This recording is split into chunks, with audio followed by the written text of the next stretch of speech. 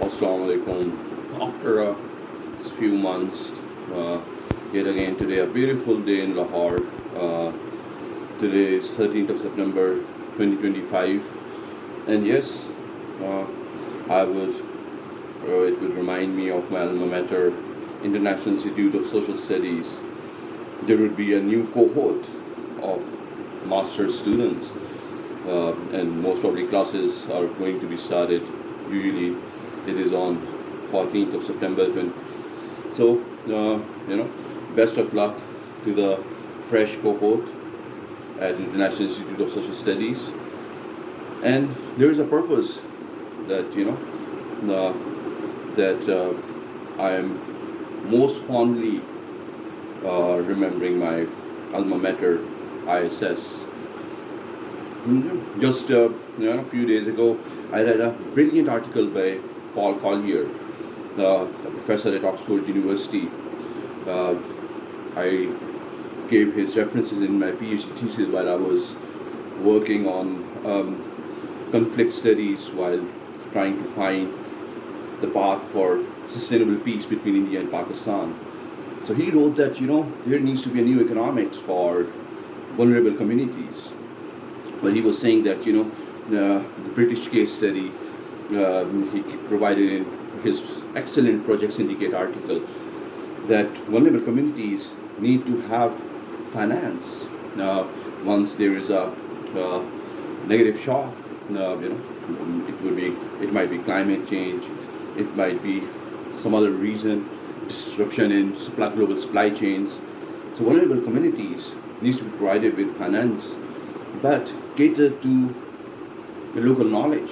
That financial disbursement should specifically cater to the local knowledge and local culture, and thereby those local communities, their economic circumstances could be improved.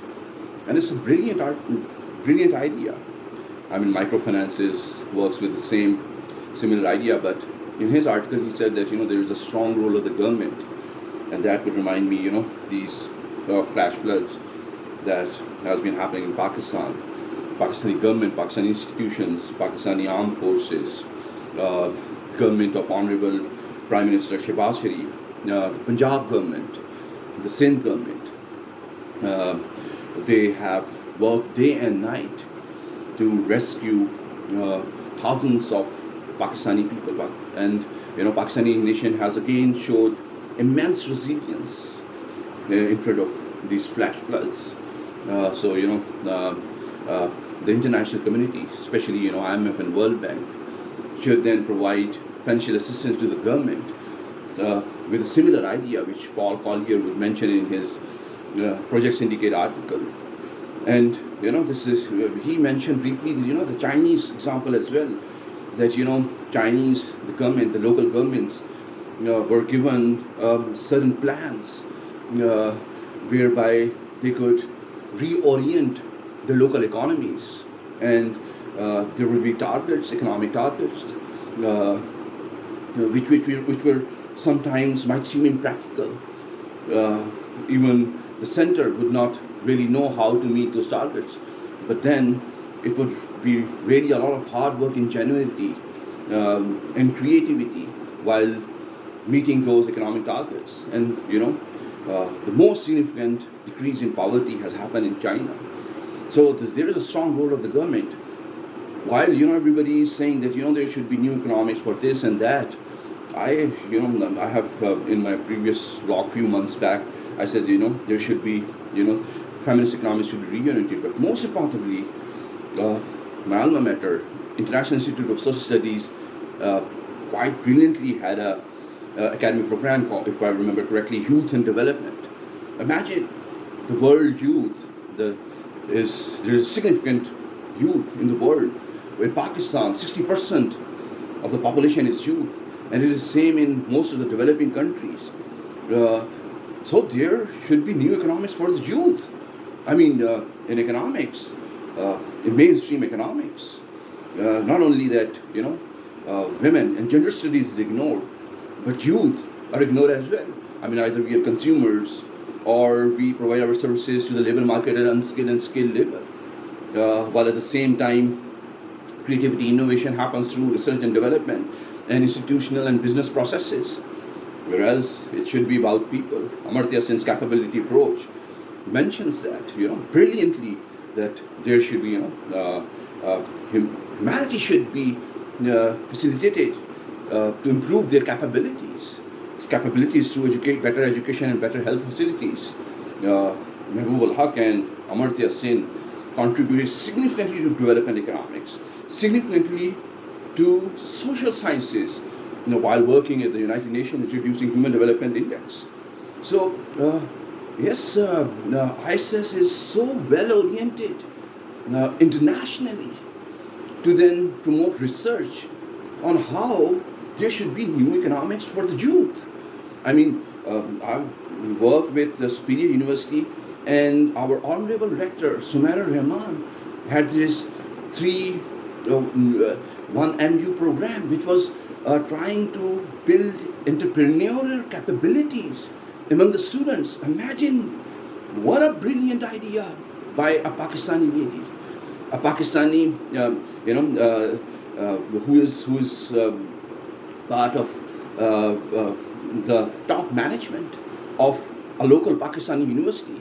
The chairman, Dr. Rahman, facilitated the Superior University to then allow its students to have entrepreneurial skills. I mean, imagine the brilliance of the idea. At a local university across all disciplines, whether you are in social sciences, medical sciences, they would train you within the degree program to have entrepreneurial skills, so that when you graduate, instead of going to look for work, you start your own business, you start contributing to Pakistan's economy immensely. I mean, that's youth. It can't better. New economics can't be better than this. Imagine Dr. Rahman and Honorable Madam Dr. Sumaira Malik would invent new economics, which is youth economics, 3U1M program, the entrepreneurial skills among the youth, among the young students of university. I'm trying to figure out that, what idea there can be. There should be, youth should be well represented in economics. The future is all about the youth. Future is all about those young men and women who are either in university or who have been just recently graduated from the university. The future is with them. There should be new economics which should guide those youth. We have to reorient and use a lot of creativity. For example, if you ask me, what can be a better idea?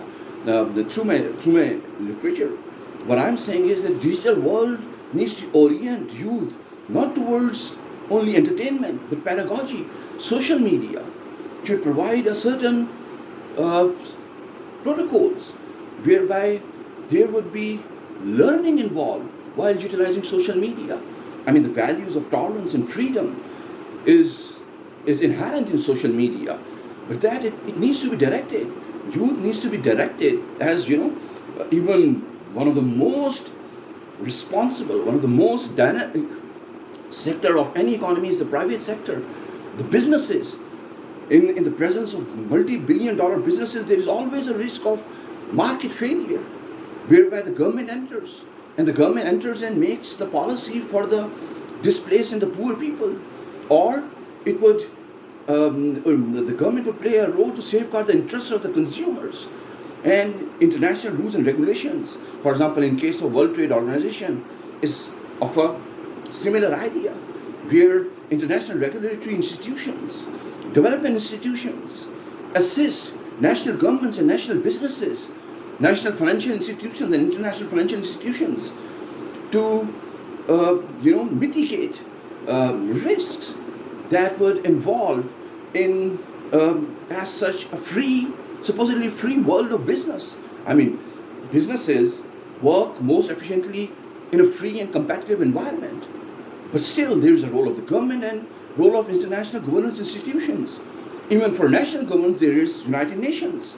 In case of conflict, there is significant conflict mitigation. Uh, that should be happening through United Nations. So we need to strengthen our institutions, but uh, there should be new economics for the youth. As Paul Collier so brilliantly said that, for the vulnerable communities in nationally, internationally, there should be new economics where there is a strong role of the government. And the central thesis of Paul Collier was to provide finance. And that would remind me, this American student loan program. What a brilliant idea. Pakistani government, especially the government of Honorable Chief Minister Maryam Nawaz Sharif, has initiated a lot of development programs whereby the loans are given to the youth, scholarships are given to the youth, more sports facilities are provided to the youth. That's the future of economics.